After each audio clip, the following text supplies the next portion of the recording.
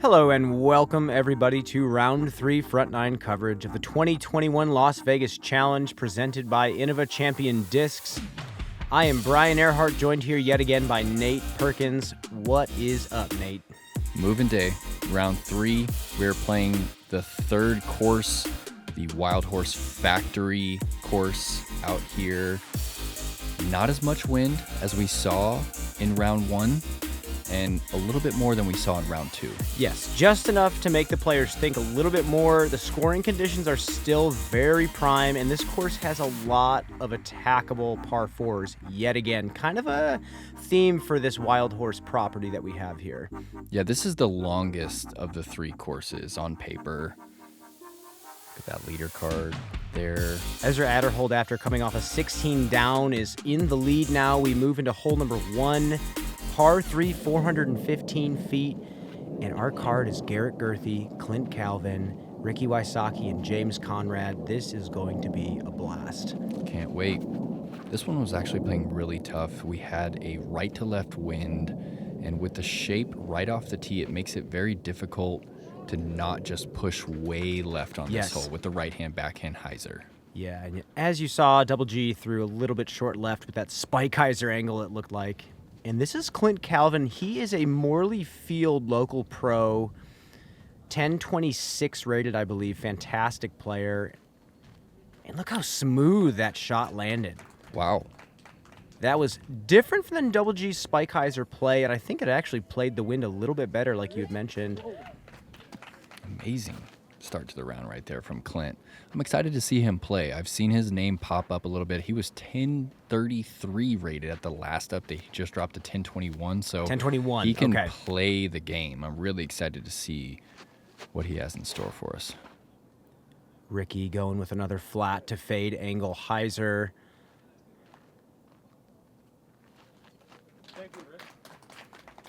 And this is a little bit downhill. It's 415, plays right around 400. And we had watched James in the previous round hitting some huge putts already with his new equipment. It's actually really refreshing to watch him already succeeding so early on. Yeah, he's 90% plus from Circle 1 so far through this tournament. I believe he's missed 1 inside the circle putt through 2 rounds.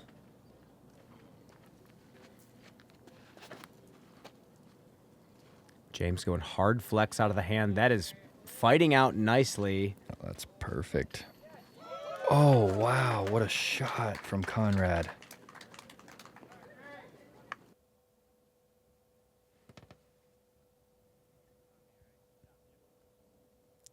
Oh, Garrett does have the Sonic in his hand. I actually think that's an AVR X3. I had watched him throw that today. That is not a Sonic. That's not his Sonic? He throws it in similar situations in the wind.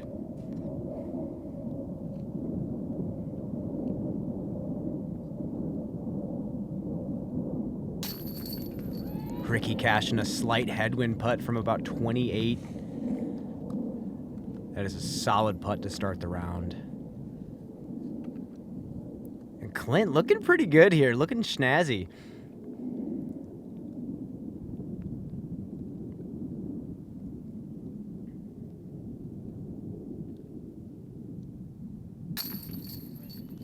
Solid birdie to start from Clint.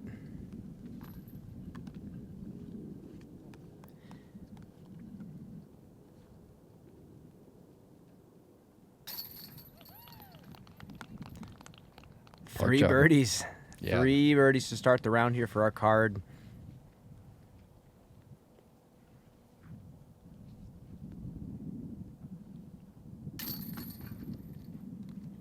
Have you had the Double G craft jerky yet?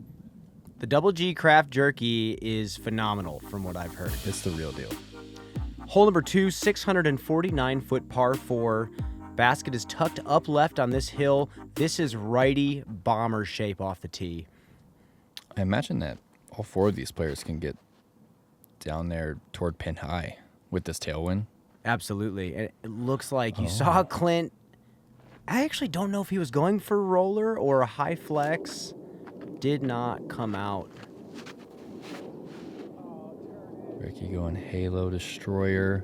A little nose up, but he's pushing it far enough forward that... Oh, interesting, actually. He's tucked over there on the left. He's going to have high sidearm into the pin. Actually might be favorable. Probably not what he wanted to throw off the tee, but he might actually have a good lie there. James putting a pretty solid move on it, just a little bit low to get the flex out. 2 throwers. Yeah. Wondering if the wind is maybe not as tail as they thought. Not sure. As soon as you expose too much of the right side of the top of the flight plate, it's just going to slam it down like it did Clint's and James' discs. And Garrett has gone on top of the hill as well. Usually you see players going long turnover down that fairway, but they might be seeing something that we're not. This is a really interesting spot to approach the basket from because there is an OB fence behind the basket, and from here it's just so blind. Everything is blind. It's hard to judge the distance. James with some odd footing on that slope, kind of fading away into the shot. Couldn't quite see it land. You did hear that Garrett thought it looked pretty good. And yeah, he's thrown an AVR into the green. So he did get pretty far. Great shot. Ricky, high pig. Wow, Ricky was further than Garrett. And he's going to be late circle one. Can't even see the bucket, Brian. Is it low? It is up on top of the hill. Does he have a look? No, he was going for the layup there.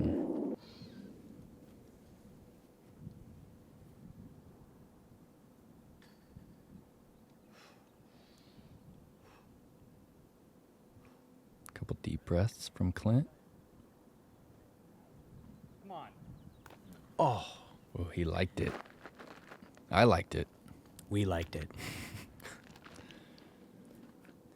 This is not Garrett's favorite distance, I have to say. Late circle one is definitely one where we see him miss not pretty often, but if we were to give him some sort of weak spot, I would definitely agree with you. Relative to the rest of the field. I mean, he throws them in from circle 2 a lot, and he makes his short ones, but this mid-distance right here, we've seen him struggle with. And just clips that pine. That one clearly obstructed, though. I didn't realize how severe of a hyzer angle he was going to have to attempt that one on. Another solid putt from Ricky. Well, Ricky's must have been pretty obstructed, too, for him to go to that straddle like that from inside the circle. If you haven't tried Double G Craft Jerky, check it out. DoubleGJerky.com. We've got 4 flavors right now. More to come. Also, Double G Children's Foundation. We got a foundation started. For each percentage of sales, we got sales being kicked back to the foundation to help kids in need to get out and grow the sport of disc golf. So if you haven't grabbed a bag of Double G Craft Jerky, do yourself a favor, put it in the bag. It's the best snack ever. What a kind individual. He's a true professional. I'm so happy to claim him in the disc golf community. I agree with you. Hole number 3, 389 foot. This is going to be a flat to fade hyzer. They're all going to swing it out to the right. This hill right in front of you does get in the head a little bit. Yes, they have to go high, and there is that wind coming in this direction, so they have to be precise with it. Ricky sticks it next to the basket. Yeah, that's special to be able to drop it on a pin like that. A lot of players are kind of getting 1 or 2 skips up into that hill. Especially because these players kind of have to, as you said, throw it high and get that nose up early and to still get that 400 foot of carry. Yes. Here's Clint lining up a pretty pure hyzer, it looks like.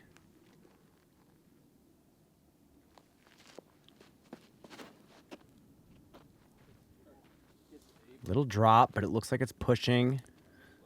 He almost has that robotic Vino setup that we were just talking about. I was literally just thinking of Vino Makalev from Finland. Very robotic, form-oriented throw that you can tell exactly what line he's throwing when he lines up. James going Stahlheiser. That's the Tour Series Volt. That's there all day. Wow. Bullseye. Nice. Little rotation of the hips here, and see ya. One angle. No problem. Wow. Not a bad showing from our card here. Garrett. And here's Watch him Clint. throw all day. He does seem to have a little tailwind. That's a fast green. He has a decision to make here. Looks like he is going to attempt this one. Oh, just off the weak side. It's a confident stroke. Solid bid. And I do want to make a quick correction. I had mentioned that Clint was a local pro to Morley Field in Southern California. I want to correct my wording. He is the course pro at Morley Field. So just want to give respect where it's due. Morley Field is a historic course in the world of disc golf. And if you do want to go on vacation and check out a private course in that area, that is the one to see.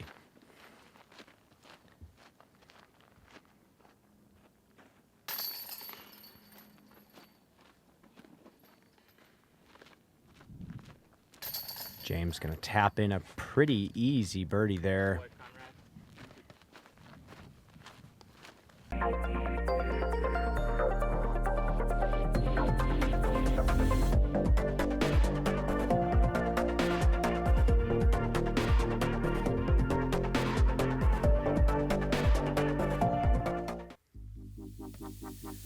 Hole number 4, par 3, 309 feet. The big obstacle here is that OB hazard bunker we just flew in front of. You have to skip it over or to the side of it. This looks pretty good. That's a pig. Wow. Thought he was going to get that fade off to the left. That's such a slow disc for this hole in the conditions today with a little bit of tailwind. Look at this play from James. Wow. Trying to go with the Annie slide. This one's so hard to land anywhere near the basket. Oh, no. Come on. Wow. Oh, that was tracking for a second, Brian. I know. And as you can see, these straightforward shots that they're throwing, I actually don't know where they're trying to land it with that big drop off behind the basket.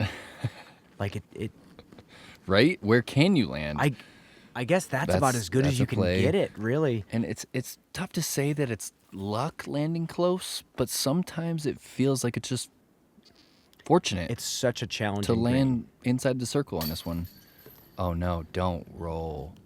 No. And that is pretty standard out here at Wild Horse. And Ricky now he's got an Annie putt. Oh. And he's stuck. That's 2 strokes. Happens quick. Just low for Clint.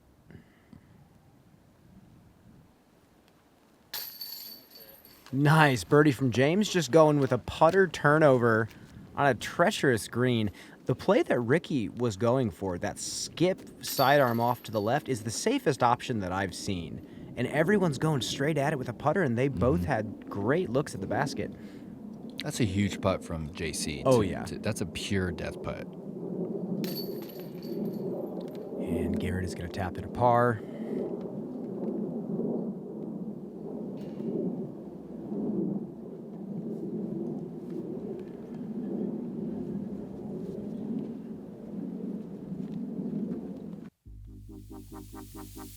Hole number 5, par 3, 470, OB green directly in front of the basket. What do you think about this one, Nate?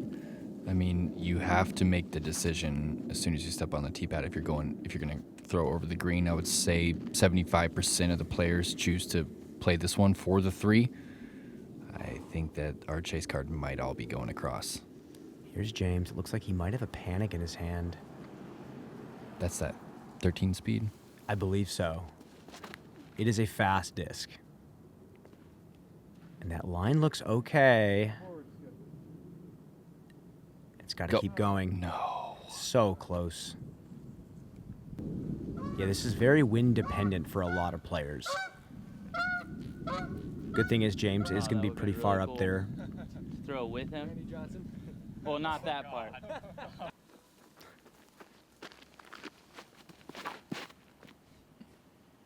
Smacks that disc on a little bit of hyzer, and it's flipping over. I think that's a wraith from him. I think so. It's interesting to think that Wow. he has to kind of take some off of it Yeah. on a hole at this distance. I know. Where most players are giving it their all. There's a lot of things he does correctly. Okay, Clint playing this one short of the green. Looks like he's gone mid-range off the tee. And that's just picking apart the course and realizing that the amount of birdies on this hole is not a lot. Ricky going destroyer here. Oh, a little too much angle. Get down before the fence. Bit of a misfire from Ricky. Must have gotten down though. We didn't get the OB symbol. And Clint still has some work to do here. This is tricky. It slopes down significantly after the pin. If you air it out at all, you won't have a putt. And he's gone over the edge. I doubt that he's actually slid down. That checked up. Yeah. Yeah.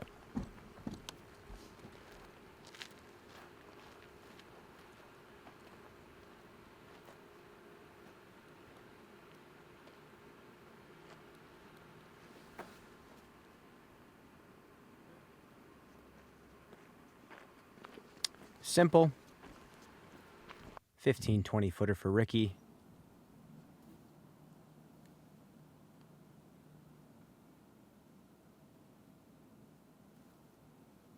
Looks to be about... Whoa. Oh, okay. Wow. Rare for James, to be honest.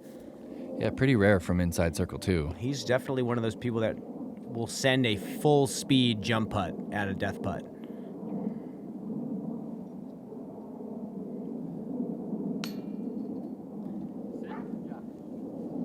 Garrett misses low from about circle's edge. And that was for a birdie. That was even after kind of a misfire.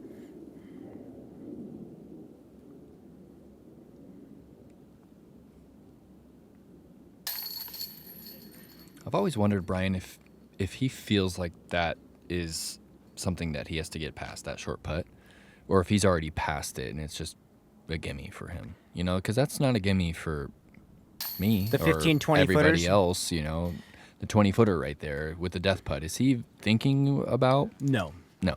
It's I think in, and Ricky's he's just upset that got he the didn't champion's birdie it. mindset. Yeah. Yeah, he has champion's mindset. It's all execution. No fear-based None. putting No. whatsoever. Yeah, I didn't think so.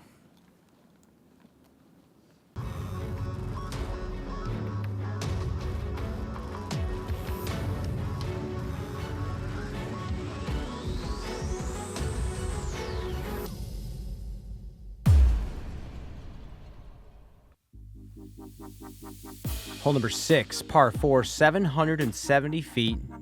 Wide open off the tee. There is some OB off to the left if you do fail to get your disc to turn over. And we have this nice basket nestled on this hill. Yeah, we had some strong right to left during this round, and if you got it 2 nose up, it would push off to the left toward that out of bounds, which is happening with Garrett's disc right now. But if you got it 2 turned over, it would get on top of the disc and shove you into the ground. So it was somewhat of a tricky tee shot. Yes.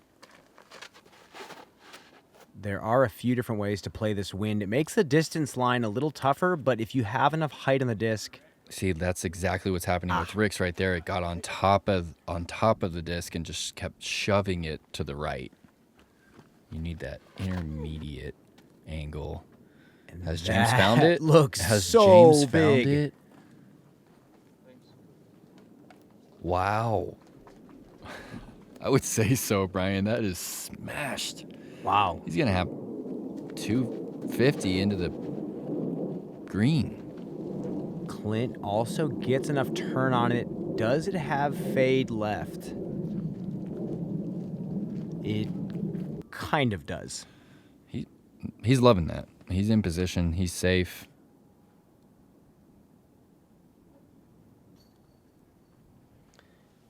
And that's the thing about this course. There's a lot of these par 4s where all you have to do is put it safe, and you have less than 300 feet to get to the basket. Just get distance. Oh, and look what Garrett has to do. Puts it to about circled. Yeah, wow, 25 feet. That's impressive. Yeah, Clint just going putter in. Love that shot. What's that reaction?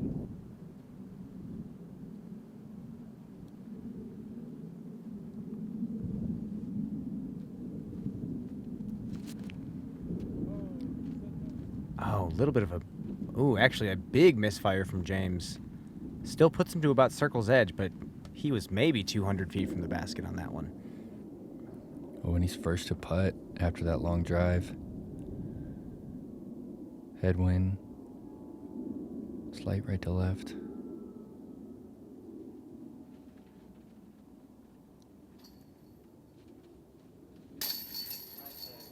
That is another birdie putt for James, making up for the bogey on the previous hole.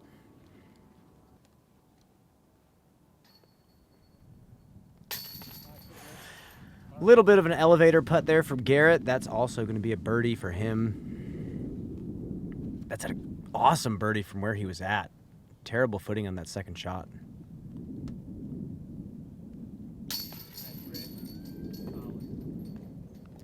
Right over the rim. Yeah. I mean, right over the rim. Especially because his putts come in with a little bit nose down too, so it almost hits the basket below the top of the of the tray. Yeah. Very solid putt.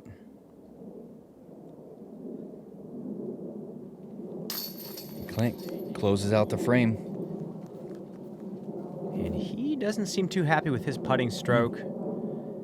He snags himself a birdie moving into hole number 7, a 453-foot par 3. What you see is what you get here. You throw it far. As long as you get over that brim before the basket, you should be right there. There was a right to left wind on this hole. Mm-hmm.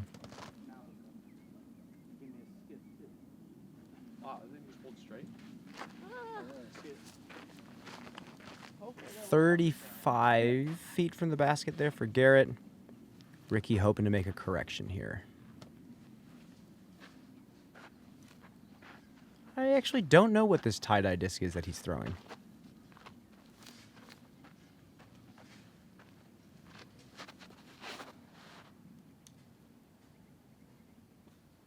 That is a really nice stability, whatever that is.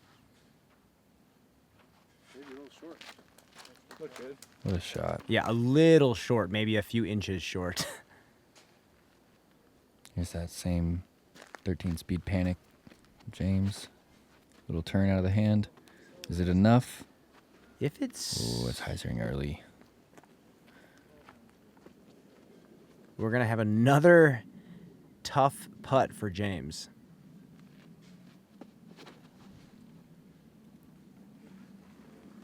That's too much turn out of the hand.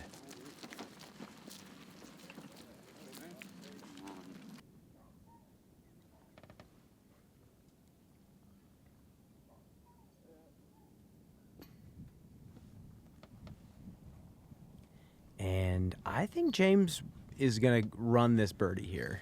Is he due for a big one for us? Oh, that... Wow. Wow, he's right. It's just such an athletic-looking jump putt. Look at the hop. His the full little, weight. Just the little hop right when he's like, Wow. oh, it's good. It's good. That is such a good putt from James. Another birdie. He moves to 23 under par. Iconic. That was an incredible putt. Oh, you can't get any closer. In the basket, out and in, and out again. And Ricky is going to snag his birdie as well.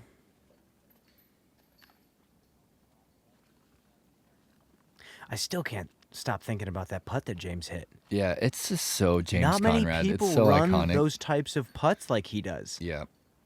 He throws his entire weight into the putt and does not think for a second about blowing by the basket.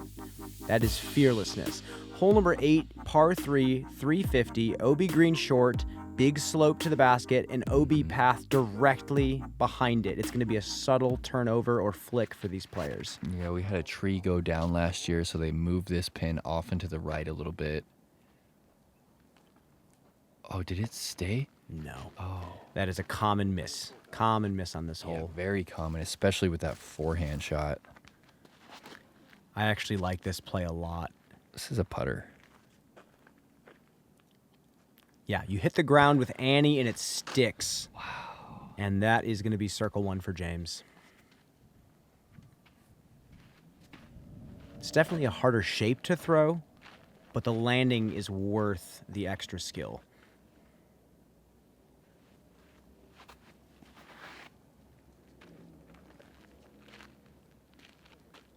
A little too much turn. That needs to bite. Whoa. I think that was a T-bird from Garrett. I think he was Really? trying to down tempo on that. And Clint with a beautiful high turnover. Oh, he flipped that up so late in the flight. And a lot shorter than I thought that was going to be. Oh, they have circle 2 looks for their par. Sonic from Garrett. Was that Par one the save. Sonic? That was a Sonic. Look at the flight of this. So much wrist curl. Look at that. Those types of one-speed discs on a little nose-up hyzer is such an easy line to control once you figure it out. Garrett is unlocking something that I think the rest of the disc golf world needs to take a look at. That is an unbelievable shot from Garrett. Such a tool. Oh, and Ricky wanted to chase it down. You can see Clint has this downhill look straight at the out of bounds. Yes. Beautiful spin putt from Clint. No wobble. Look at that. Couple of beautiful spin putts. And that's got to feel good after shorting that drive a little bit. And you could see him kicking himself for his putting stroke at a couple holes before. Hopefully he's got that confidence back.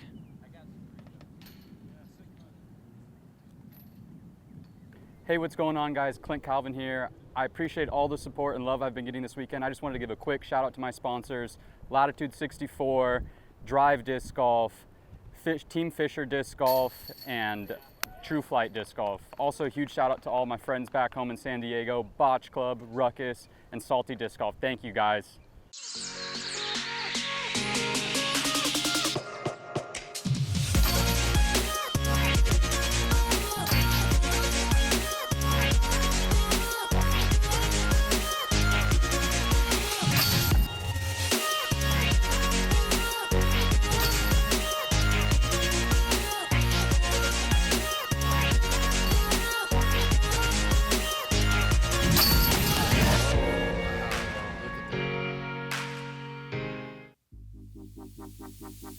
All right, hole number 9, par 3, 367. They tucked this one actually further right than we just saw.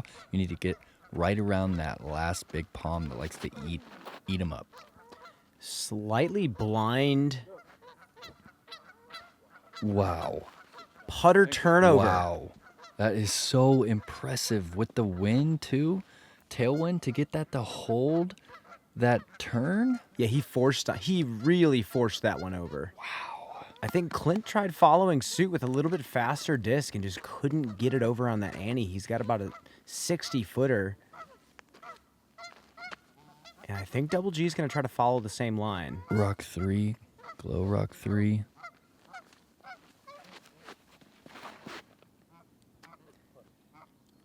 Slow turn out of the hand. Turn, but don't turn too much. Oh, that's the palm that likes to swallow them. This is the more traditional route for the right-handed player. Power forehand. Kidding me, man. I think he hit A little that. hot. Mm-hmm. I don't think he has a nice look at that basket.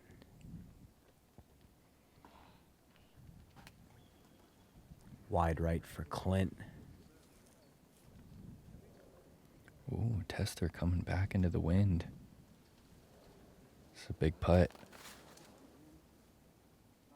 And He could have 20 feet coming back still. That's a fast green. wow.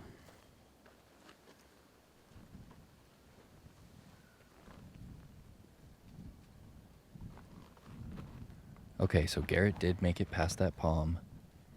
Circle's edge. Little left to right, it looked like. This actually might help his hyzer putt.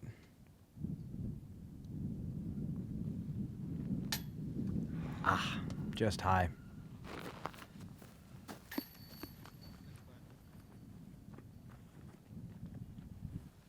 And here's Ricky. I'm not sure how obstructed this is.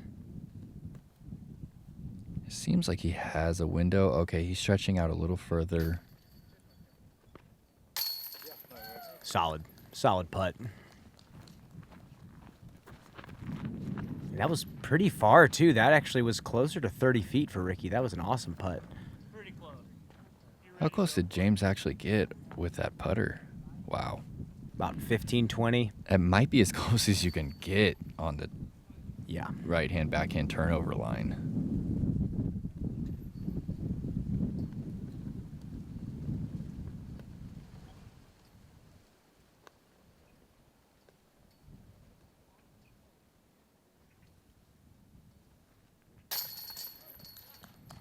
Another birdie for James, picking up some steam. That is 4 in a row.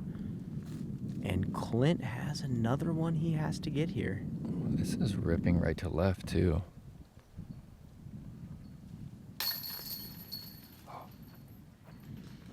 It's a good Kept his good balance. putt for bogey right there. Yeah. Can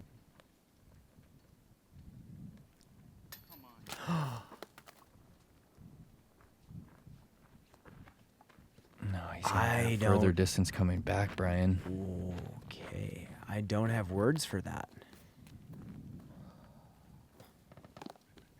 Just a little uncomfortable, just pulling it wide.